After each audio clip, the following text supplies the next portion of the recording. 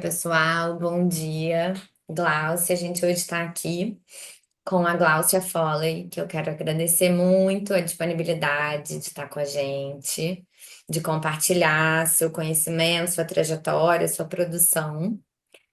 Vou apresentar a Gláucia e depois, né, vou colocar uma primeira pergunta para essa nossa conversa de hoje. E a gente vai estabelecendo um diálogo. Então, a Gláucia Foley é doutoranda em Direitos Humanos pela UNB, em Brasília. É também juíza de Direito do Tribunal de Justiça do Distrito Federal e Territórios, onde é coordenadora, né, compôs ao longo aí de 25 anos a coordenação do Programa de Justiça Comunitária. Então, Gláucia, obrigadíssima por estar com a gente aqui hoje. Nosso tema é a justiça comunitária, né? E eu queria começar te perguntando se você poderia apresentar, né, essa atuação no campo dos métodos extrajudiciais de gestão de conflitos e da justiça comunitária para a gente. Obrigada, Fernanda e Cláudia, pelo acolhimento, obrigada pelo convite. É um prazer estar aqui falando vou fazer 57 anos e coordeno um programa há 25 anos, então é quase a metade da minha vida sobre isso que eu vou falar, né? Primeiro, eu acho importante a gente definir do que a gente está falando quando a gente fala de métodos extrajudiciais, né, de solução de conflitos. Porque extrajudicial é uma palavra que pode causar confusão, né? Então, existem, por exemplo, meios autocompositivos, que são as próprias pessoas envolvidas naquele conflito, são estimuladas a encontrar soluções para o conflito, e isso pode ser feito dentro do judiciário, né? Numa sessão presidida por um juiz ou juíza, né? E não deixa de ser um método autocompositivo. Nesse caso, é judicial que está dentro do judiciário, mas poderia ser fora do judiciário. Então, talvez seja mais interessante a gente utilizar para diferenciar um método do outro de meio autocompositivo dos heterocompositivos. Os heterocompositivos é quando um terceiro vem e, por meio da adjudicação, né, impõe uma decisão às pessoas que estão em conflito. E que ainda para complicar, esse meio heterocompositivo, ele pode ser comunitário, né? A primeira premissa que eu queria partilhar com vocês é de que eu não romantizo a comunidade. Eu vejo nela sementes de potencial de emancipação, e é para isso que a gente trabalha, né? E potencial e experiências emancipatórias, mas eu também vejo muita reprodução de violência estrutural e violência simbólica, de maneira que muitas vezes você tem até justiças comunitárias de tradição indígena ou de comunidades tradicionais, que são, ou mesmo no Afeganistão, onde eu já estive, né, que a justiça é toda comunitária e extremamente repressora, sobretudo em relação às mulheres, né? Então, essa é a primeira premissa que eu gostaria de dizer, o fato de estar a experiência ser comunitária não necessariamente ela é emancipatória. O fato de ser judicial, ela pode ser emancipatória ou não, e ela tem esse outro critério que ela pode ser autocompositiva ou heterocompositiva. Em alguns casos ela será a autocomposição é importante para a emancipação, e em outros casos ela não é recomendável. E eu acho que é por isso, com tantas caixinhas, né, que a gente tem de possibilidades, de combinação de modelos diferentes, é que causa muitas vezes confusão. Me lembro bem que logo no início, quando a gente começou a implementar o programa Justiça Comunitária, há 25 anos atrás, certamente os alunos não eram nascidos ainda, muito se falava, nossa, mas que paradoxo, que contradição é o tribunal querer implementar uma justiça comunitária, É óbvio que a intenção deste tribunal é controlar a comunidade, impedir que ela desenvolva autonomia. Então, muitas vezes as interpretações, eu acho que elas são muito engessadas, né, a partir de modelos. E eu quero falar aqui não de modelos, eu quero falar aqui de princípios, de diretrizes, de como a gente pode desenvolver uma justiça promotora de direitos, transformadora de violências, é, emancipadora, né? Seja lá o modelo que a gente for adotar. Então, eu começaria assim. A gente tem, por exemplo, dentro dos métodos autocompositivos, modelos muito, vamos dizer, colonizados pelo sistema judicial. Quando eu falo sistema de justiça, estou falando lato sensu, não estou me referindo só a tribunais, eu estou dizendo Defensoria Pública, Ministério Público, e para o meu arrepio, muitas vezes até o sistema de forças de segurança que implementam também meios autocompositivos, chamados autocompositivos de resolução de conflitos, são as famosas mediações, são feitas em delegacia de polícia, e eu falo abertamente a minha crítica em relação a isso, porque eu acho que mediação é um instrumento tão emancipatório, tão, com tantas possibilidades, que ele não pode ser feito por pessoas que detêm o mediador não pode ser alguém que detenha qualquer poder simbólico. E aí está fora disso o juiz, está fora disso o policial, está fora disso o padre, o pastor, o líder religioso. Às vezes em que eu praticava a mediação para aprender as técnicas como mediadora, eu fazia de uma maneira anônima, né? As pessoas não sabiam, não que eu mentisse, mas eu me apresentava como mediadora. E, obviamente, não em casos em que estavam sob a minha jurisdição, era em outra jurisdição, etc., porque senão eu jamais aprenderia a ser mediadora, porque eu sempre seria associada ali naquele contexto de mediação como a juíza, né? Então, a gente tem dentro do sistema de justiça resoluções que vocês devem conhecer, tanto a 125 do CNJ, que cuida da mediação, quanto a 225, que cuida da justiça restaurativa. Esse é um campo, né? E que ele é muito importante, mas não é desse campo, não é nesse campo em que nós atuamos na justiça comunitária. Tanto que não existe, até hoje, resolução do CNJ em relação às experiências de mediação comunitária. O outro campo, fora desse que está todo já normatizado pelo CNJ, que pode ser trabalhado tanto dentro do judiciário quanto fora do judiciário, existe a justiça comunitária, que também tem, vamos dizer, dois campos dentro dele. Um é a justiça comunitária tradicional, indígena, como eu disse, no Afeganistão eles têm a sua justiça comunitária, as jirgas, em que há reunião entre as famílias para decidir como que vai reparar um dano, né, sofrido por uma família em relação à outra, etc. Esse tipo de justiça comunitária, onde, vamos dizer, a matéria-prima é a cosmovisão daquele grupo, é a cosmovisão daquela tradição, é também objeto de estudo fascinante, mas também não é daí que eu estou falando, né? Então, eu falo de uma justiça comunitária que, embora tenha sido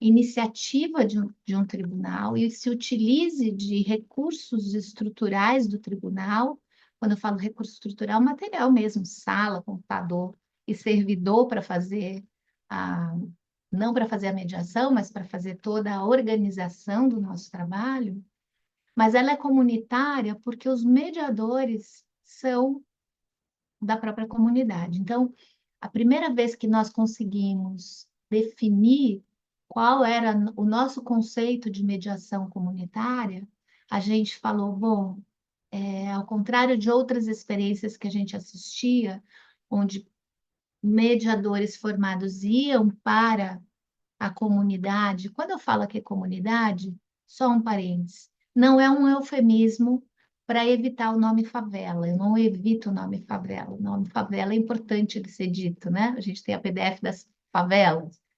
Mas é que aqui, quando eu falo comunidade, eu não estou me referindo só às favelas. Eu estou me referindo a todo e qualquer coletivo que tenha uma comunidade, que tenha uma identidade a ser partilhada, seja uma escola, seja um território, seja uma comunidade artística, enfim, a comunidade que for. Então, eu não tenho nenhum problema em usar a palavra comunidade, eu levo muita bronca por causa disso, porque as pessoas acham que eu estou evitando o nome favela. A gente, no Distrito Federal, pela Justiça Comunitária, nós trabalhamos com comunidades, tanto escolares quanto território. E em alguns territórios são favela, outros não, né? E também por isso eu não gosto de usar território, porque se eu estou trabalhando com justiça comunitária dentro de uma escola, não faz sentido o uso dessa nomenclatura. Mas voltando ao que eu estava dizendo, a gente desenvolveu então um conceito de que mediação comunitária, que é a matéria-prima que nós desenvolvemos dentro do programa chamado Justiça Comunitária, é uma mediação comunitária feita na comunidade, para a comunidade, mas, sobretudo, pela própria comunidade. Esse pela é que faz, a meu ver, toda a diferença. Quando a gente iniciou, não existia CNJ ainda, isso foi em 1900, nós começamos a escrever esse programa em 1998 e implementamos ele no ano 2000, em outubro de 2000. Portanto, esse ano a gente está fazendo 25 anos assim de inauguração, né? Mas de reflexão já são 27 anos. Então, não existia quase nenhuma experiência de mediação no Brasil. Nós tivemos a orientação do professor Luiz Alberto Vará, que tinha uma proposta, emancipadora em relação à mediação. E a gente foi desenvolvendo a partir disso, e depois com outros referenciais, como o Juan Carlos Vezula, que é o nosso professor e supervisor até hoje de mediação, a gente foi desenvolvendo a nossa própria escola de mediação. Então, o nosso programa é uma escola de mediação comunitária que busca promover a formação de pessoas das comunidades onde a gente consegue atuar, que lá em Brasília são Ceilândia, Samambaia, temos um pouquinho em outros lugares, mas o forte são nessas duas cidades satélites, que somadas dá mais de 1 milhão de pessoas, então não são pequenas comunidades, né? Para que elas desenvolvam atividades de promoção da justiça comunitária que não passam só por fazer mediação de conflitos, por resolver conflitos, que atuam em três eixos. Vou só avançar até aí, depois eu paro para a gente seguir também. Se tiver pergunta, não me importo, não, posso parar e voltar. Mas quais são as atividades desses mediadores comunitários que nós chamamos de agentes comunitários de justiça? Esses mediadores são capacitados num período de 3 anos a realizar três atividades. A primeira, educação para os direitos. A segunda, mediação de conflitos, propriamente dito, as técnicas de mediação. E a terceira é a articulação de redes sociais. As três atividades articuladas entre si, somadas, é que nós denominamos mediação comunitária. Então, cada uma delas, a educação para os direitos é, por exemplo, a gente trabalhar criticamente os direitos já normatizados e aqueles que não são normatizados, mas que existem, porque, como nós sabemos, o direito não nasce só do parlamento, ele nasce no cotidiano, na vida das pessoas, elas encontram soluções para os seus problemas que não necessariamente estão previstos em lei ou muitas vezes são contra aquela legislação. Então, a gente trabalha a reflexão crítica dos direitos para que as pessoas tenham a oportunidade de desenvolver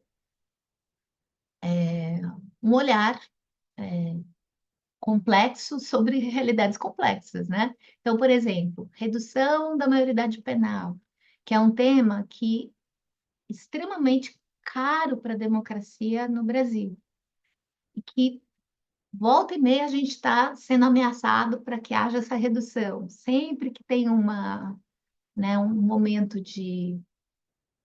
vamos dizer assim, empoderamento dos grupos conservadores de direita, a gente já aparece essa proposta de reduzir a maioridade penal, que vem sempre em ciclos, né, essa proposta. Então, isso é um tema importante. Como é que a gente trabalha esse tema?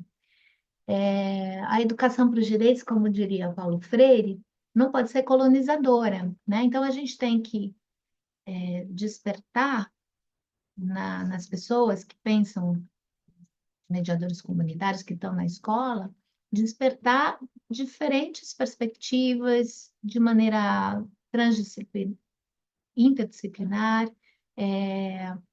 para que a pessoa não fique refém do programa de populismo criminal que ela assiste na televisão à noite, porque senão ela vai reproduzir somente aquela visão unilateral, e ela não vai ter condições de desenvolver outras perspectivas.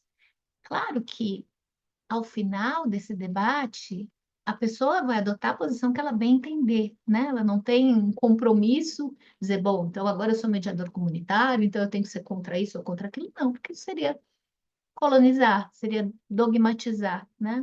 Mas a gente abre essa oportunidade de entender temas sensíveis de uma maneira complexa, de uma maneira plural, né? Levando profissionais de diferentes áreas, ouvindo a comunidade também, isso é importante na educação para os direitos. A gente trabalha numa premissa da horizontalidade dos saberes. Há saberes ali comunitários que nós da equipe que não moramos lá, não integramos aquela comunidade, não conhecemos e a gente nesse debate faz muita troca. Então, a educação para os direitos tem esse papel de entender o direito normatizado, que ele está aí, a gente precisa entender, e entender se ele atende às minhas necessidades ou não, né? Então, se há muita crítica, por exemplo, em relação ao ECA, aos direitos do Estatuto da Criança e do Adolescente. Então, vamos lá. Quais são as necessidades que os pais têm em relação aos filhos? Quando a gente fala de mediação, a gente precisa sempre buscar as necessidades que estão por trás das posições, né? Então, é assim que a gente precisa discutir e ler o mundo, sempre pensando quais são as necessidades. Essa legislação que está aí atende à minha necessidade ou não, né? E aí, quando a gente ouve, não atende porque é protetiva demais para as crianças, eu preciso que eles sejam punidos. Ela fala, bom, a punição é uma estratégia. A sua necessidade é a punição? Não, não é. A punição é uma estratégia. Será que existem outras estratégias para a gente atender à necessidade? Qual a necessidade? A necessidade é uma criança segura, é uma criança que tenha acesso aos bens para se desenvolver plenamente. Essa é a necessidade que todo mundo tem. As estratégias é que mudam. Então, a gente faz essa discussão crítica e muito interessante no viés Educação para os Direitos. A mediação propriamente dita, eu não preciso dizer aqui a diferença entre mediação e conciliação, ou você acha importante, Fernanda? Eu não sei como é quem está me ouvindo, se tem uma diferença básica assim, Acho que porque é às vezes, legal. Acho que é tá, legal dizer sim, sua tá perspectiva bom. sobre isso. Ainda que vocês saibam ou não saibam, mas é super legal, eu conto uma história que é super clichê, mas é uma forma de vocês um dia se interessarem, né, em conversar com a comunidade, também é importante, é um jeito simples de explicar a diferença entre conciliação e mediação. Porque muitas vezes a gente vai para uns lugares e fala assim, esse pessoal que trabalha com mediação, conciliação e arbitragem, né, como se fosse tudo a mesma coisa, e a arbitragem é a pura adjudicação, é alguém resolvendo por nós, só que privado, não tem nada a ver com mediação, né? E nem conciliação. Mas eu conto uma história que o pessoal adora.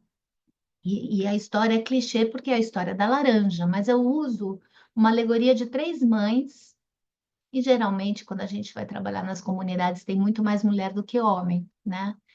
E aí, então, eu uso as mães porque as pessoas se identificam. Eu falo, olha, eu coloco 3 fotos de mães, assim, uma bem autoritária, assim, meio que dando um cala-boca no filho, e uma outra que é a deusa da justiça, cega com a espada na mão, e uma terceira que é a mediadora, que é toda fofa, assim, né?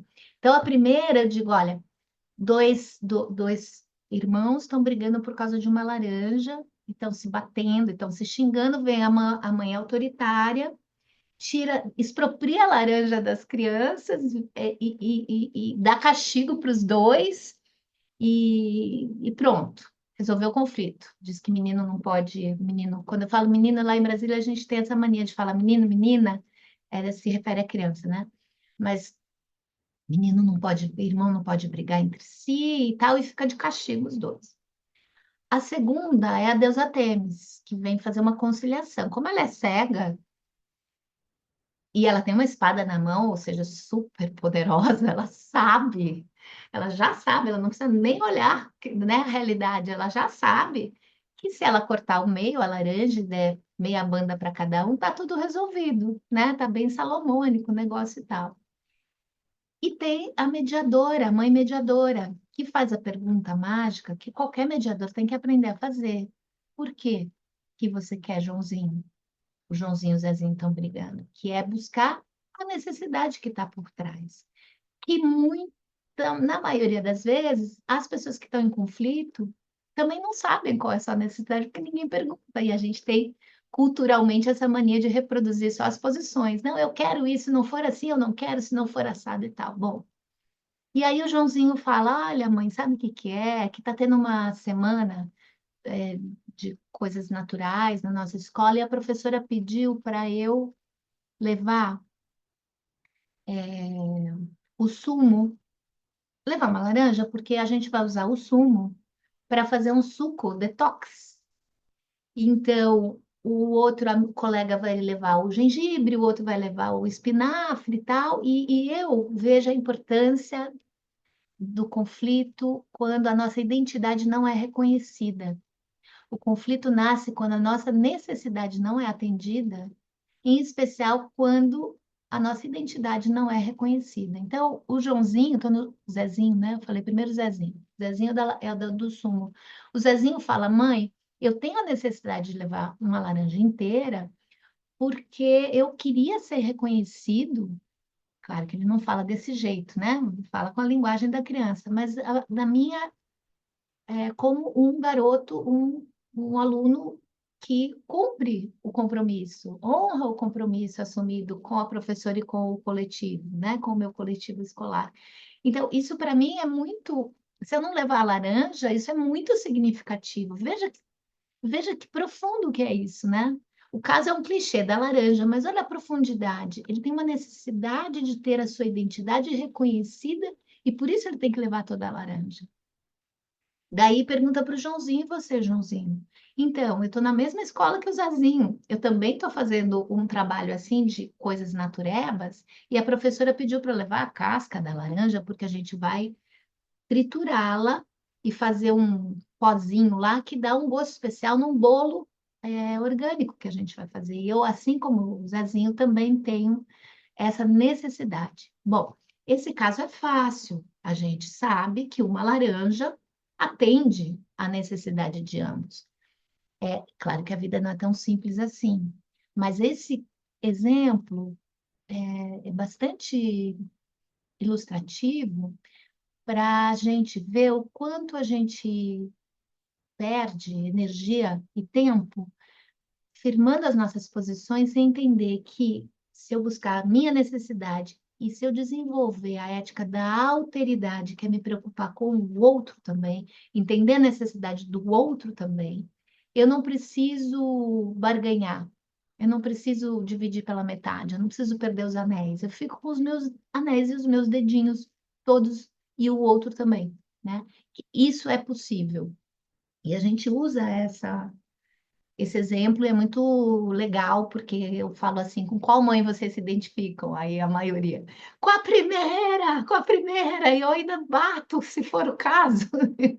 E aí a gente vê essas violências, né, do cotidiano e as pessoas começam a perceber que entender a necessidade é uma coisa meio transformadora, né?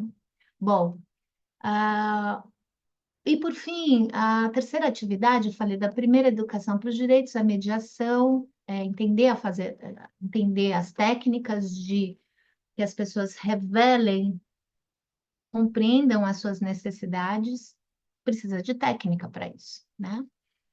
E que não é só perguntar por quê, porque os casos não são tão simples como os da laranja. E a terceira atividade, que é a de formar redes. O que é formar redes? A gente tem uma, quando eu falo a gente, assim, que não vive em locais socioeconomicamente vulneráveis, para quem não vive, a primeira impressão que se tem é que a gente sabe o que as pessoas precisam.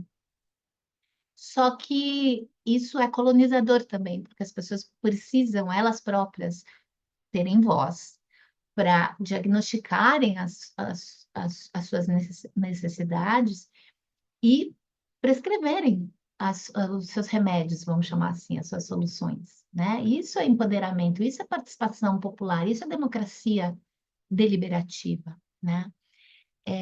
Então, quando as pessoas desenvolvem, por meio dessa atividade chamada articulação de redes, olhar para a sua própria comunidade, fazer reuniões com a sua própria comunidade para mapear o que tem de problemas, mas também o que tem de talentos, de habilidades, de possibilidades, de oportunidades, né? Uma comunidade socioeconomicamente vulnerável, ela não é só socioeconomicamente vulnerável, ela também é cheia, repleta de talentos. Basta ver a quantidade de projetos interessantes que a gente tem hoje aí, sim, em favelas, e que você tem experiências belíssimas de reorganização do espaço urbano para democratizar o acesso à cidade, né, o direito à cidade, enfim. Então, quando a gente consegue fazer um mapa da nossa comunidade, entender os nossos talentos e entender as nossas dificuldades e saber onde procurar resolvê-las, né? Inclusive mapeando os recursos do Estado, que tem o dever, né, de atender a que seja o papel do Estado. Essa é a atividade das redes. Então, a articulação dos três, que depois eu trago um caso específico que faz a junção de estudo, a articulação das três é o que nós denominamos mediação comunitária. E, para terminar essa primeira pergunta, esse tipo de arquitetura que a gente pensou para formatar essa experiência, ela pode ser feita fora dos tribunais. A gente fez um tribunal porque eu tinha toda uma trajetória, eu vim dos anos 80 em São Paulo, trabalhei com movimentos populares de organização de defesa da moradia, onde havia ocupação de lotes urbanos para garantir o direito à moradia, eu defendia esses movimentos sociais. Então, para mim, só fazia sentido eu estar na magistratura, porque, caso contrário, eu sinto que eu enxugo gelo, né, julgando as pessoas. Eu só entendi que faria sentido eu estar na magistratura se eu pudesse, dentro da magistratura, impulsionar um movimento como esse. Mas isso pode ser feito por qualquer organização social, seja ela estatal ou não. O importante é o objetivo, é que as pessoas tenham autonomia para desenvolver essa capacidade de gestão, de conflitos de uma maneira crítica, de uma maneira emancipadora. Acho que eu me alarguei demais na primeira, né? Maravilha, Glaucia. Não, minha cabeça está aqui fervilhando. Muito interessante te ouvir, assim, sobre essa, essa perspectiva, toda essa construção, e a partir de uma experiência de formação, né? E com um programa tão complexo, muito interessante. E aí eu fico, você falou que a experiência de vocês no Distrito Federal se dá tanto a partir desse entendimento, né, das comunidades em torno do espaço urbano, de territórios, mas também de espaços em contexto escolar, né? Queria te ouvir um pouco mais sobre esses contextos, talvez uma exemplificação de alguma situação. Você já falou que poderia trazer um exemplo. Seria muito legal a partir desse, né, de mais informações nesses Tá, contextos. tá, E de um exemplo, entender um pouco essa adequação, né, da justiça comunitária como abordagem para alguma situação. Obrigada.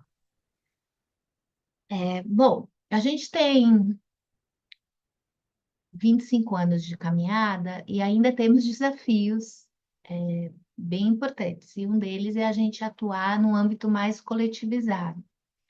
A gente ainda tem uma cultura, né, de terceirização da resolução dos nossos problemas. Então, para que o mediador comunitário seja aceito na comunidade, né, a gente precisa vencer essa barreira de que o camarada é um cara como eu quero um doutor que conhece de lei, que aí vai saber que eu tenho razão, eu vou querer um cara como eu, né? E então esse é o primeiro obstáculo.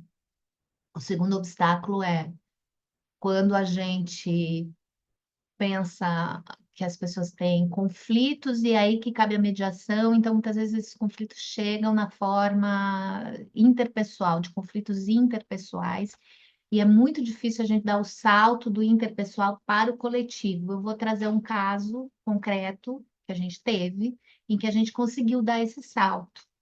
E depois, como que a gente, numa experiência escolar, deu um salto ainda maior em que a gente desenvolveu os círculos, que eu vou falar já já, e aí chegamos até a justiça transformativa. Então, é mais ou menos esse roteiro que eu vou seguir com vocês. Vamos começar desse caso concreto que aconteceu alguns anos atrás, mas foi dali que a gente percebeu que era possível, com casos interpessoais de conflito, que a gente poderia mobilizar um coletivo maior.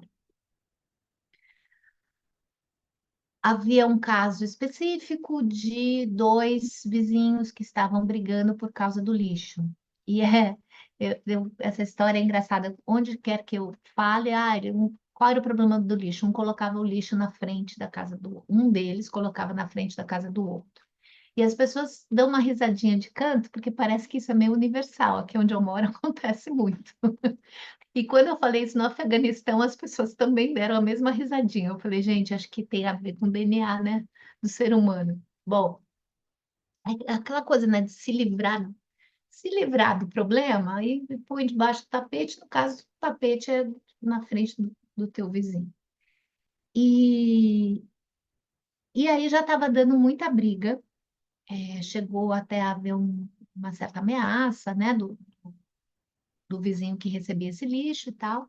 Isso poderia virar um caso criminal, que redundaria numa conciliação mal feita, né? Num pedido de desculpa meio forçado. A pessoa volta brava para casa porque não queria pedir desculpa, né? Ou porque o outro achou que é pouco a desculpa.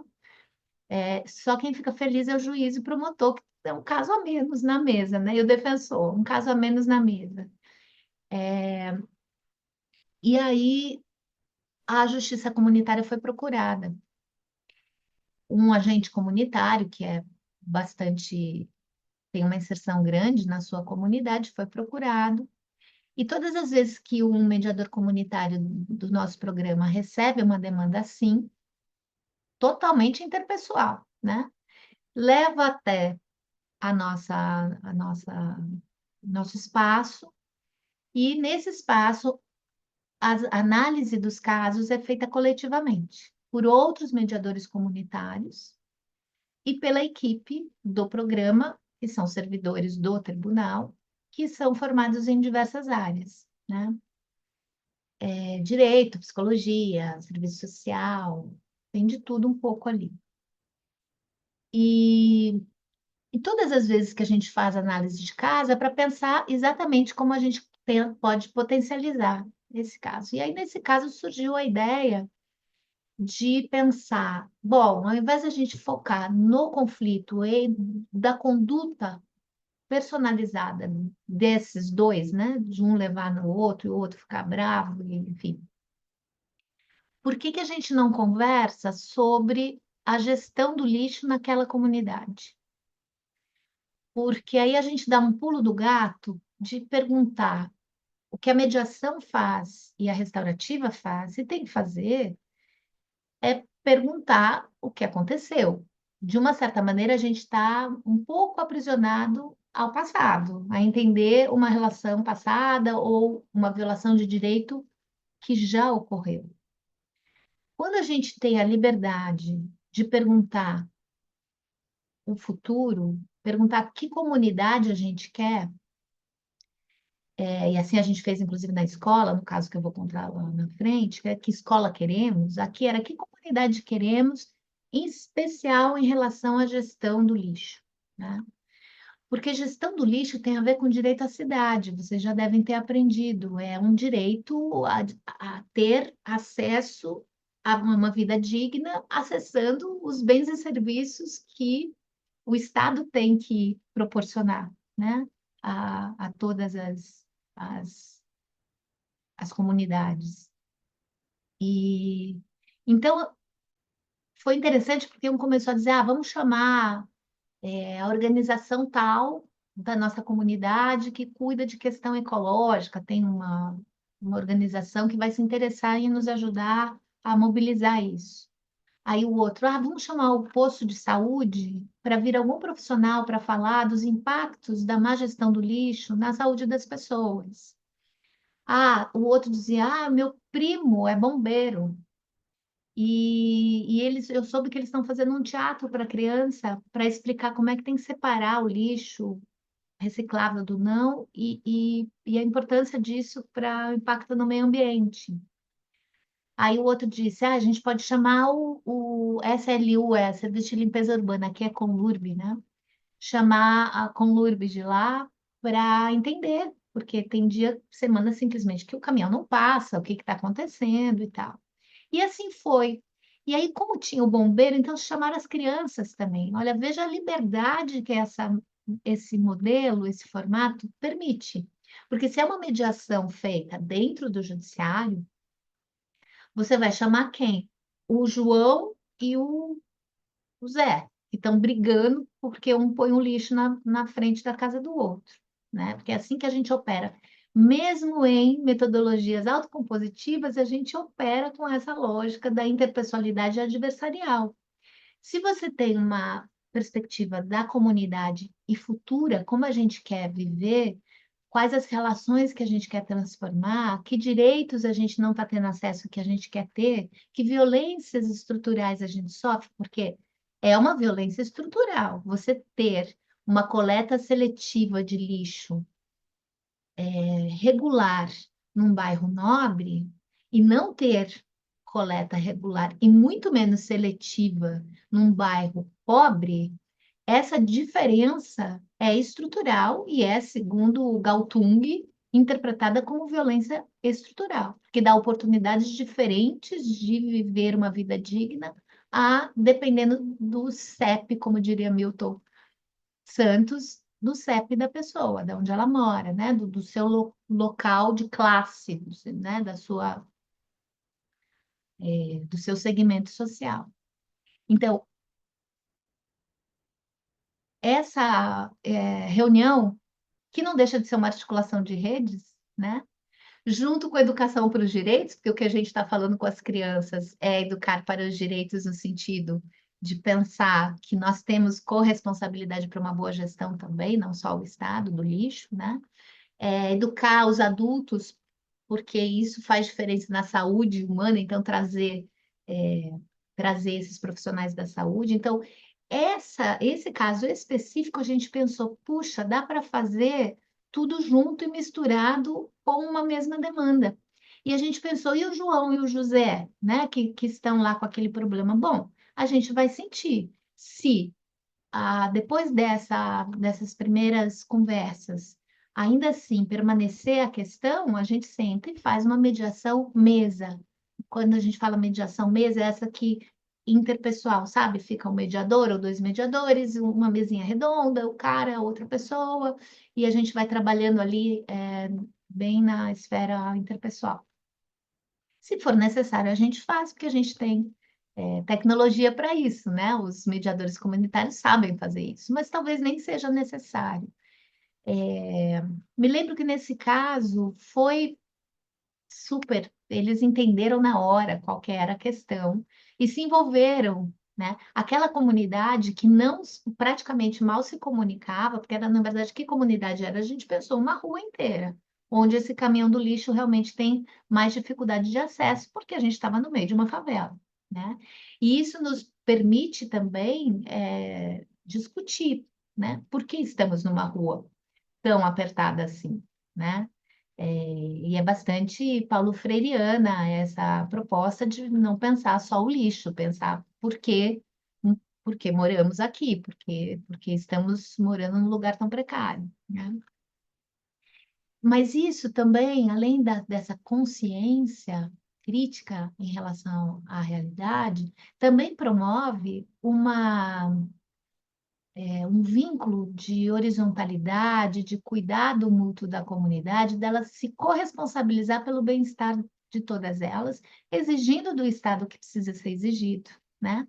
Mas também proporcionando de maneira solidária, de maneira compartilhada, as soluções comunitárias são sempre muito criativas para a superação de um problema. Então, eu acho que esse caso do lixo, ele tem tantos outros, mas esse caso do lixo, ele reflete bem como que a gente pode trabalhar os três eixos do programa de uma maneira mais coletivizada, de uma maneira que a gente não fique aprisionado em perguntar o que aconteceu. Perguntar quem somos nós, como nós vivemos aqui e como que nós queremos viver, que comunidade a gente quer viver. São perguntas de futuro e que convidam as pessoas a pensarem e se responsabilizarem pelo futuro que elas querem viver. E aí depois tem da escola, né? Não sei se tem alguma. Posso continuar? Se deixar, eu falo o dia inteiro, gente. Vocês têm que me segurar. Depois eu acho que eu vou fazer uma pergunta complementar, mas seria ótimo ouvir antes sobre a escola.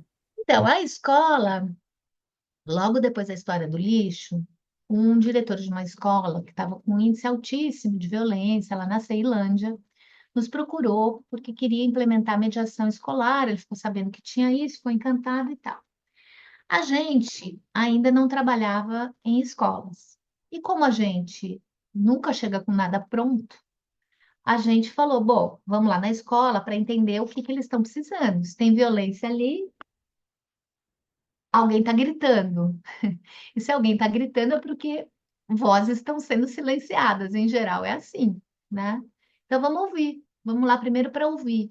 Eu acho que essa é a postura de uma mediação responsável, comprometida com a emancipação, né? É, é querer ouvir o que não está sendo dito, né?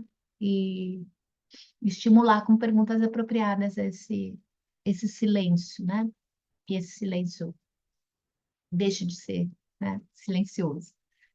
Então a gente foi, quando eu falo a gente, a equipe do programa sempre com os mediadores comunitários disponíveis ali naquele momento, né, para aquela atividade. São convidados e nem sempre todo mundo pode participar o tempo inteiro de todas as atividades. E aí perceberam que, no primeiro momento, ninguém estava nem afim de mediação, não estavam nada interessados. Eles queriam falar. E a gente começou a usar os círculos, uma roda de conversa. No início, a gente nem tinha estudado nada de processos circulares, nem nada. Era uma roda de conversa. E a gente percebeu o quão interessados todos os segmentos, sejam alunos, professores, terceirizados, direção, estavam em entender as regras do jogo, entender como mudar as regras, por que que aquela regra existia, né? E fazer transformações e participar mais.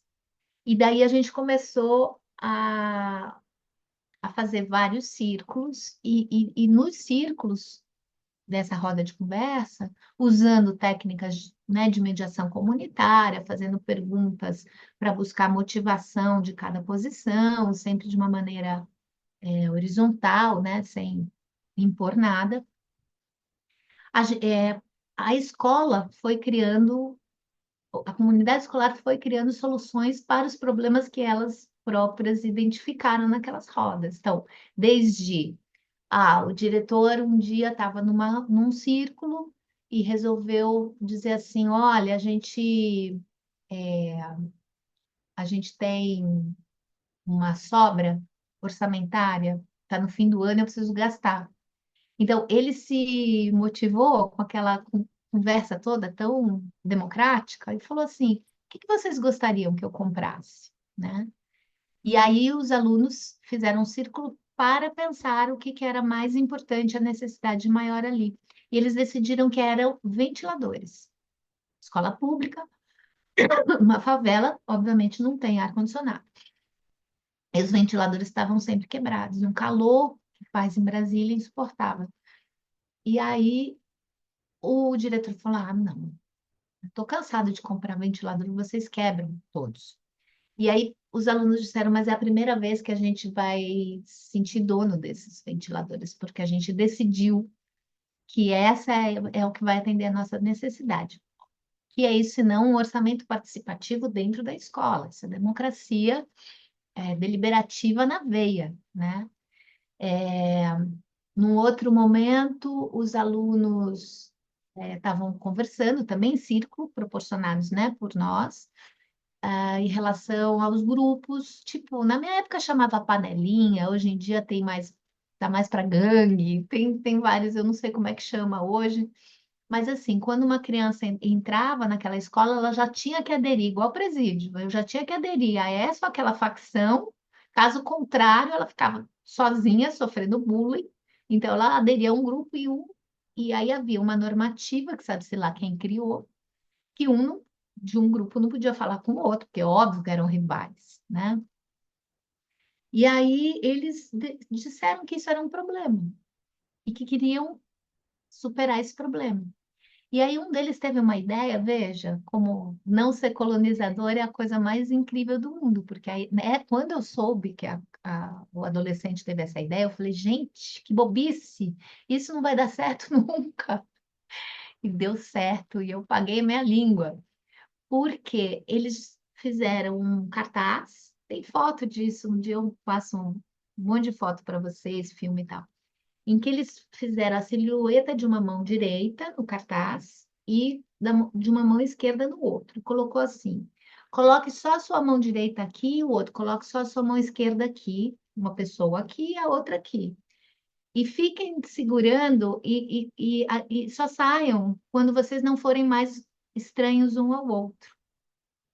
Ou seja, a ideia era quebrar uma norma, que era uma norma que veio da tradição, sei lá da onde, que então um de uma gangue ou de uma facção poderia conversar com o outro porque aquele cartaz estava autorizando, porque aquele cartaz foi feito pelos próprios alunos, né? Autorizava isso a acontecer.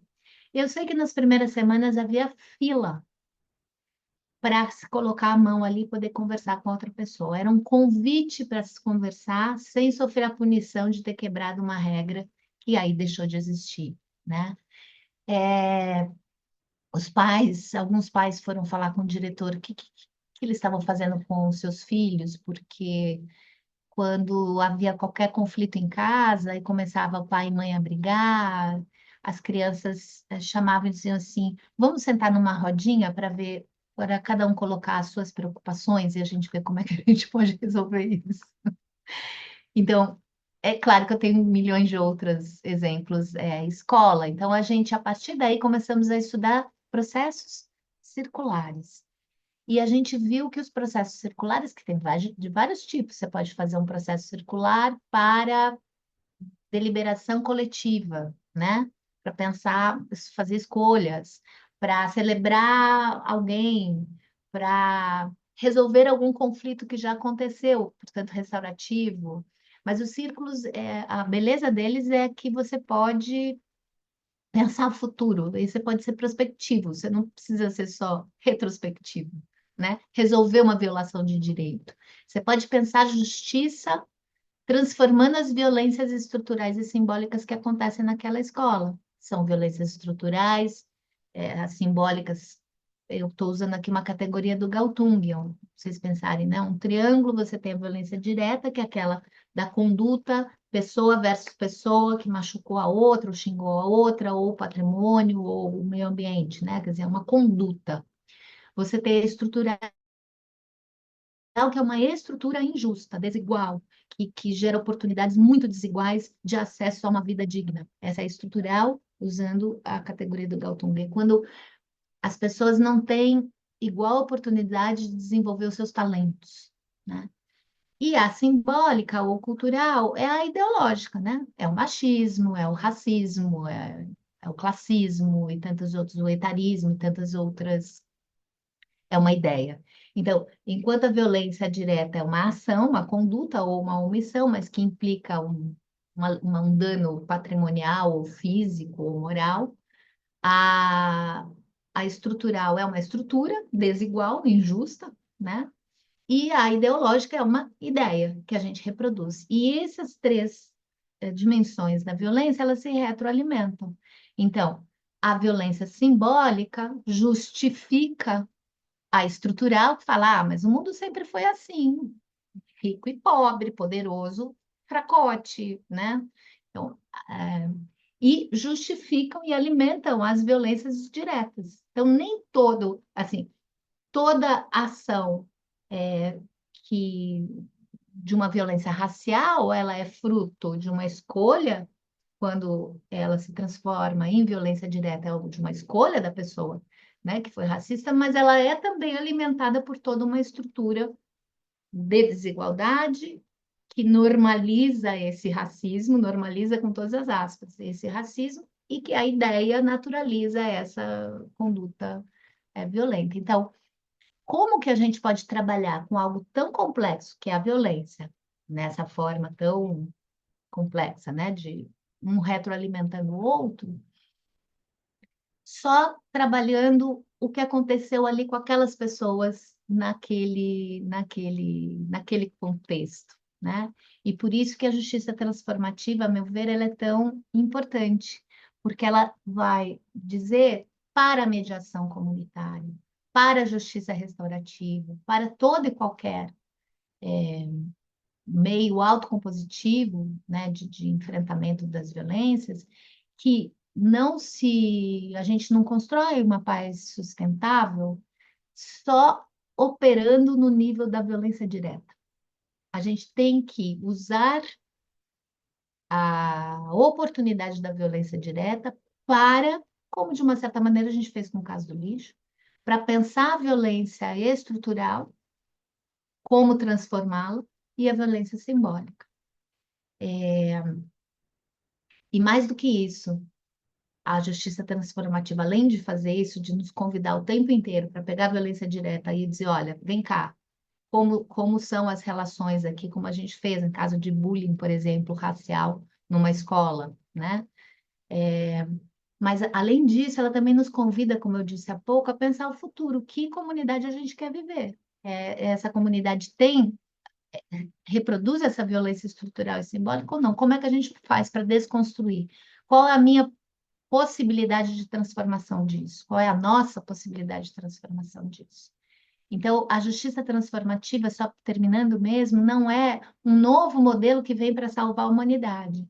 É um conjunto de princípios e diretrizes e eu acho absolutamente necessário isso nesse momento, considerando a quantidade de experiência de mediação e de restaurativa que a gente tem, que não são transformadoras, porque não pensam a partir dessa perspectiva da violência estrutural, elas estão interessadas em primeiro resolver um problema do judiciário, que é o excesso de processo, né?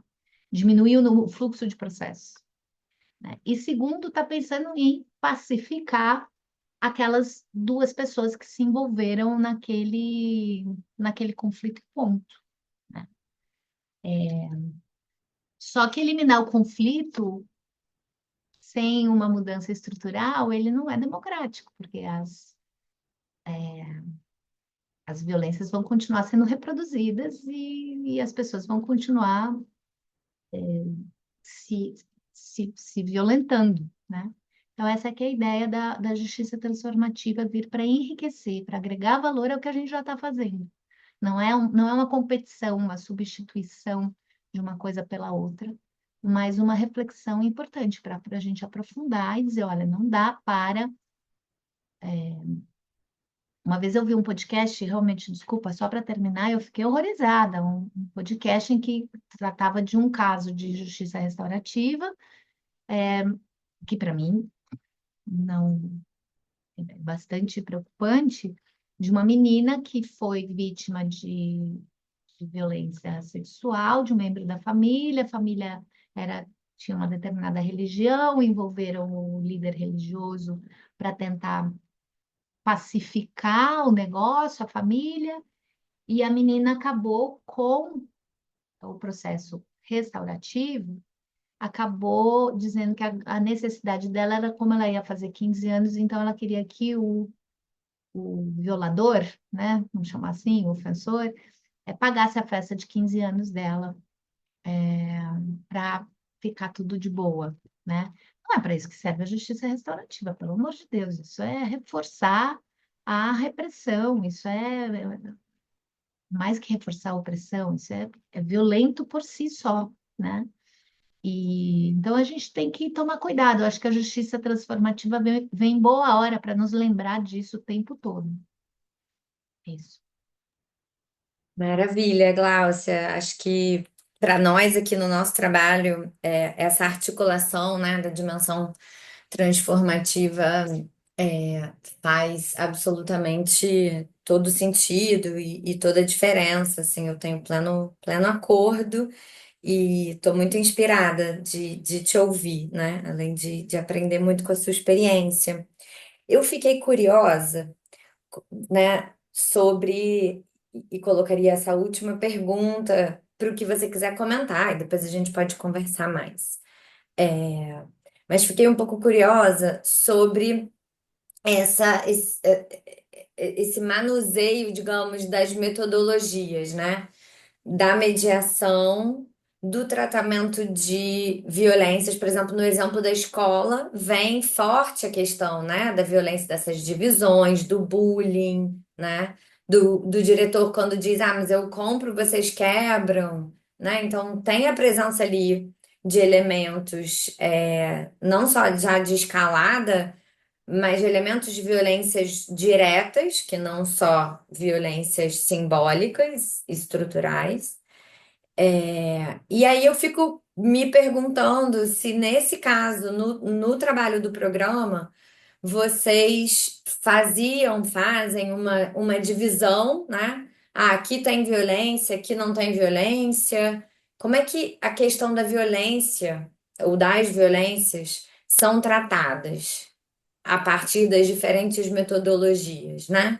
Porque nesse campo prático, a gente escuta muitas vezes alguns limites, né? Então, por exemplo, a mediação de conflitos vai lidar, né? Assim, a metodologia tradicional da mediação de conflitos vai lidar em alguma medida com violências, com questões subjetivas, desculpa, mas não com violências explícitas, né? Enquanto a justiça restaurativa é uma abordagem que se propõe a trabalhar e a lidar com violências e com conflitos que não necessariamente envolvem violências. Como é que na prática de 25 anos, nessa experiência toda, vocês construíram essa abordagem sobre as violências? Se você puder contar um pouquinho mais.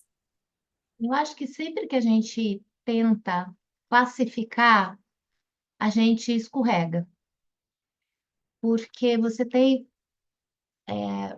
várias possibilidades diante de uma violência de gênero, por exemplo.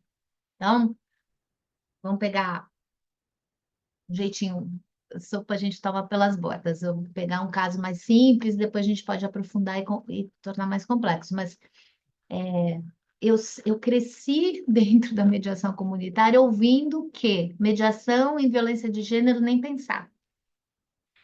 Só que, e aí, isso eu reproduzia para a minha equipe, de ó, racismo e violência de gênero nem pensar.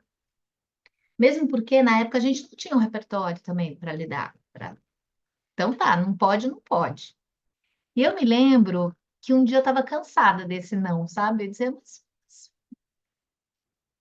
depende, vamos pensar. Aí eu pensei, bom, vamos conversar com o movimento negro, que eu acho que quando a gente não sabe uma coisa que envolve algo tão estrutural, a gente tem que chamar as pessoas que estão diretamente mobilizadas na luta antirracista, que nós todos, né, estamos, mas as pessoas mais diretamente ligadas. E eu me lembro que eu fiz a seguinte pergunta, isso já tem muito tempo atrás. Aliás, foi a partir dessa reunião que eu decidi fazer o doutorado. A pergunta era: mediação e racismo, um diálogo possível? A gente apanhou muito nessa reunião, mas muito mesmo.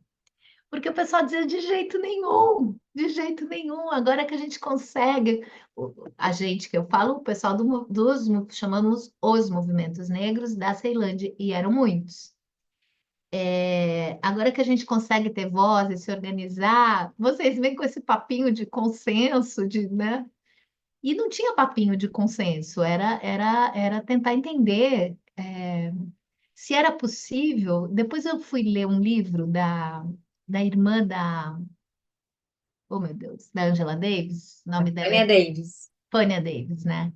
Que é maravilhoso, que ela fala assim, é, a gente tem que pensar que o racismo tem o guerreiro, né? E todos esses meios colaborativos, seja mediação, no caso ela escreve sobre justiça restaurativa, né? É o curandeiro. E a gente fica na briga que o guerreiro e o curandeiro não podem estar juntos, ou é uma coisa ou é outra.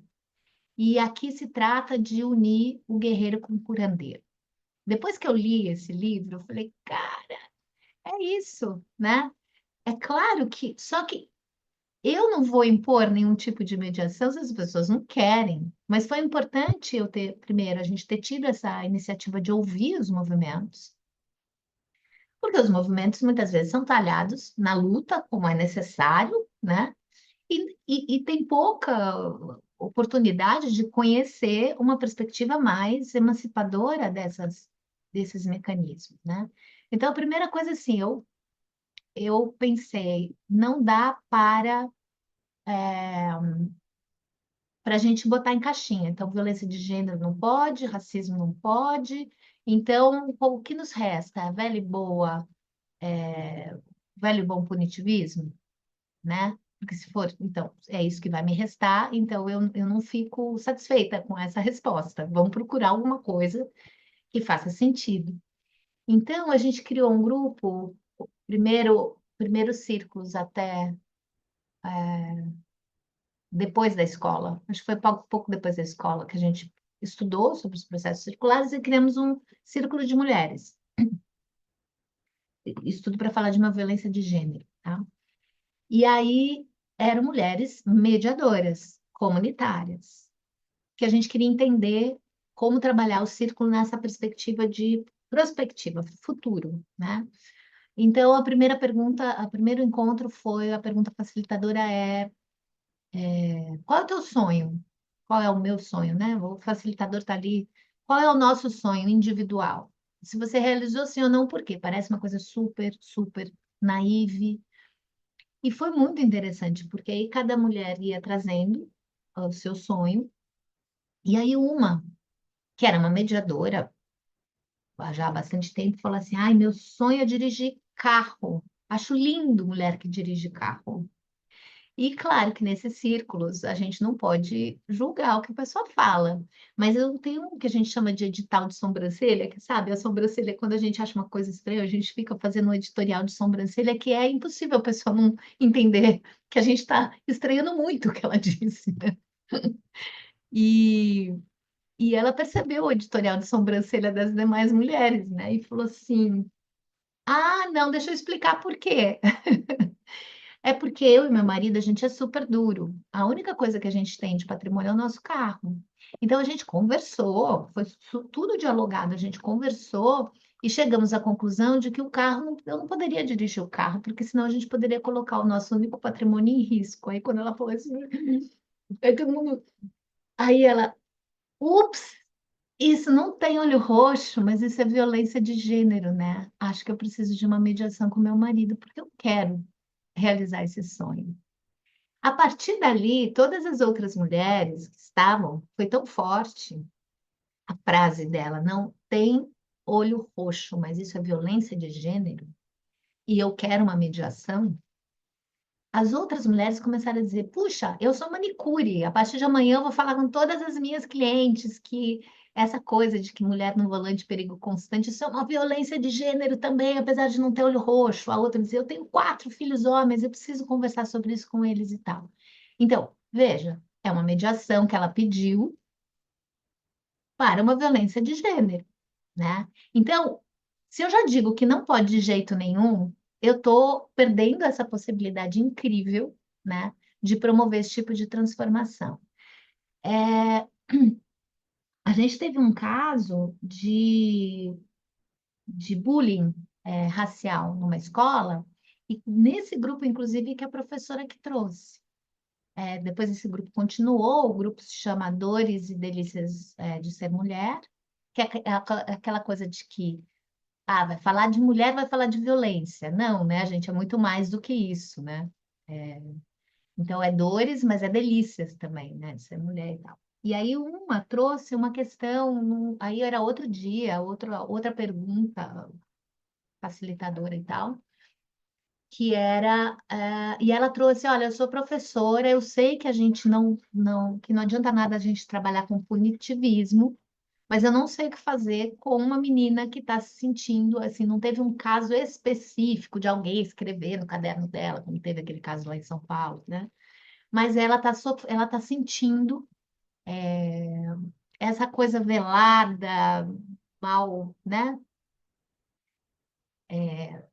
E não tem um ato direto de racismo, mas ela está se sentindo assim. E aí a gente então decidiu, lá na escola, já que ela era professora, promover um círculo para trabalhar. Tanto que existe uma lei, né, que obriga as escolas a promoverem a história de África, para a gente poder entender nossas origens, né? E aí fizemos as oficinas de abaiomis, aquelas bonequinhas de tecido, que é uma da tradição africana. E nessas oficinas a gente teve a oportunidade de conversar sobre toda a história é, de escravização dos povos africanos que vieram para cá e toda essa história e que isso tipo que gerou e como isso hoje repercute de maneira que cada um pudesse na rodinha, no círculo, trazer histórias, contar histórias. A narração de histórias é muito importante porque humaniza a dor e o outro que não viveu aquela dor vive por meio da contação de histórias. A contação de histórias é muito forte, é muito importante em todo o circo. E que põe a matéria-prima na mesa, que é igual, né? Que é do ser humano. E aí, com a contação de histórias, quer dizer, aí uma veio e contou que o irmão vive sendo parado pela polícia só por ser negro, e veio o outro e contou. E aí isso foi a maneira que a gente encontrou de lidar com uma forma colaborativa, circular, sem punitivismo, para lidar com emergências de sinais de racismo ali naquela turma. Aí você me pergunta, bom, mas aí em caso como aquele da escola de São Paulo, que teve uma discussão super, sabe, acho que envolveu uma atriz, uma atriz cuja filha é negra e ela estava numa escola de elite em São Paulo e sofreu racismo pesado mesmo, arrancaram folha de caderno dela e a partir daí todo mundo começou a discutir o que fazer com as meninas que haviam sido racistas, né? Se o caso era de expulsão, se o caso não era de expulsão da escola, e tudo girou em torno disso. E aí veio até o Pierpaolo Bottini, um amigo querido, né, e falou que também é pai de 2 crianças negras, e falou, bom, porque alguém propôs um processo restaurativo, e ele disse, olha, mas a vítima precisa, não é justo dizer que é assim que tem que ser, sem ouvir a vítima, sem entender o que ela quer, sem entender. Ela vai querer estar numa escola convivendo eternamente com essas pessoas que foram racistas com elas ou não? E por outro lado, eu faço a pergunta, mas se as meninas saírem da escola, as outras colegas que certamente talvez aprovassem aquela conduta, embora não tivessem participado, não vão estar lá também, convivendo com ela? Quer dizer, é tudo tão complexo que eu acho que não dá para a gente botar em caixinhas. Eu acho que cada caso é um caso. Eu acho que a gente precisa, a escola, qualquer escola que passe por isso, ela tem a obrigação de proporcionar reflexão sobre as violências estruturais e propor que essas reflexões se transformem em projetos. A questão interpessoal, aí vai depender do perfil de daquele perfil do ofensor e da vítima. Vai depender do desejo delas, porque se a gente já tem uma solução para isso, a gente corre o sério risco de revitimizar e violentar ainda mais quem já foi violentado tantas vezes, né? E silenciar quem conseguiu finalmente se expressar.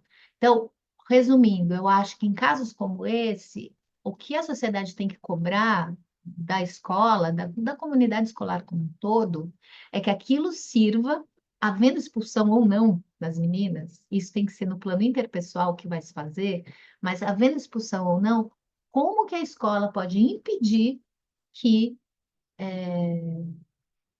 impedir é difícil, mas como que a escola pode proporcionar que os estudantes tenham acesso a uma reflexão que certamente essas pessoas nunca tiveram, a esse tipo de reflexão. Não é uma questão de não ter acesso à educação de qualidade, mas é uma reflexão crítica em relação à importância de que, enquanto formos racistas, não seremos uma democracia, né? Então, eu acho que é isso. Eu acho que a gente tem que pensar transformação de violência estrutural e simbólica nesse sentido, envolvendo todo mundo, e quando isso reverbera no plano da conduta interpessoal, cada caso vai ser um caso, porque eu acho que esse podcast da Rádio Novela ele é bem ilustrativo. Ele traz um outro caso, onde houve uma violação sexual de uma mulher, e um amigo, né? Acho que eles tinham bebido e tal, e acabou que ele se aproveitou que ela estava dormindo e a violentou. E ela falou: eu não quero a punição, né? E ela tem direito de não querer. E isso não quer dizer que é porque ela é hipossuficiente, não parto dessa premissa. Talvez esteja numa posição de hipossuficiência naquela relação, mas talvez não, né? Então, eu acho um erro a gente focar demais no aquele caso, sabe, da violência direta e dizer, esse pode, esse não pode. Com base em quê? As pessoas são muito complexas, elas são cheias de cantinhos, né? A gente não sabe, eu acho que é isso. Não sei se eu respondi. Obrigadíssima, Glaucia. É um prazer ter você com a gente. Muita coisa para seguir refletindo e para seguir dialogando também com você. Te agradeço demais. Bom, espero estar um dia aí pessoalmente. Com certeza.